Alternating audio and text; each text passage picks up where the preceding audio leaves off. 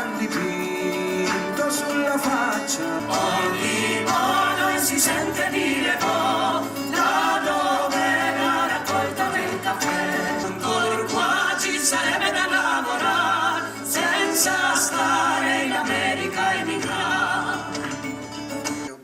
Grazie alla città di Ozieri e al suo sindaco per averci voluto qua oggi a ricordare la liberazione dall'Italia dal nazifascismo. Nel suo intervento ha fatto un collegamento fra i problemi dell'emigrazione e il richiamo ai valori del 25 aprile.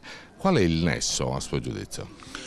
Ma il nesso sta nei rigurgiti razzisti che sono purtroppo ritornati attuali col tema dell'immigrazione. Io voglio ricordare che il razzismo è alla base dei regimi totalitari, del fascismo e del nazismo, e che proprio l'idea di una razza superiore ad un'altra ha creato i campi di sterminio, prima ancora le leggi razziali, quella condizione che non deve più ritornare. Per questo ho fatto un riferimento nel mio discorso ai ragazzi per fare attenzione a tutto quello che è intolleranza e razzismo puro, perché da lì nascono i regimi totalitari e questa è una condizione che deve essere tenuta in seria considerazione soprattutto dai giovani.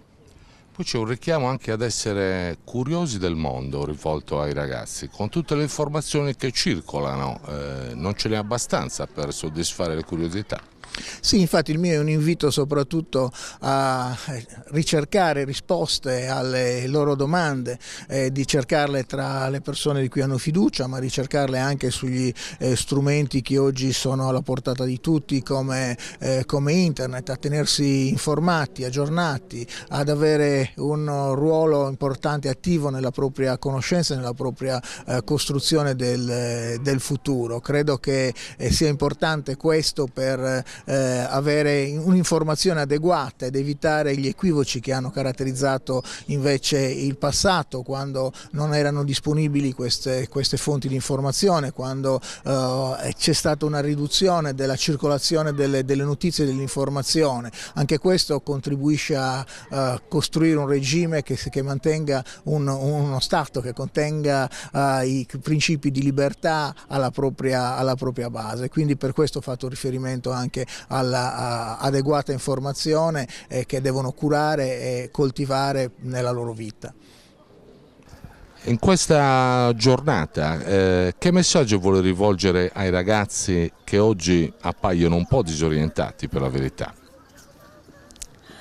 Vorrei dire loro che sono stati i ragazzi di 70 anni fa a cambiare la storia, a cambiare il mondo, uscendo da enormi sofferenze, da orrori che l'umanità ha messo in campo nel Novecento. Erano ragazzi di 20 anni, quelli che hanno portato con il movimento di liberazione, con la resistenza, il giorno nuovo, questo 25 aprile.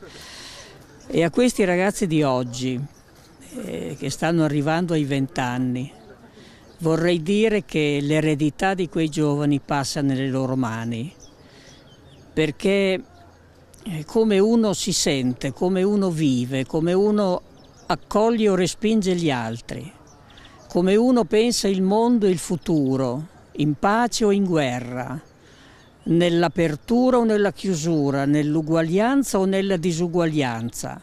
Ecco, questo può ripetere oggi la scelta di allora. E quindi è sempre il 25 aprile, è il giorno di questi ragazzi.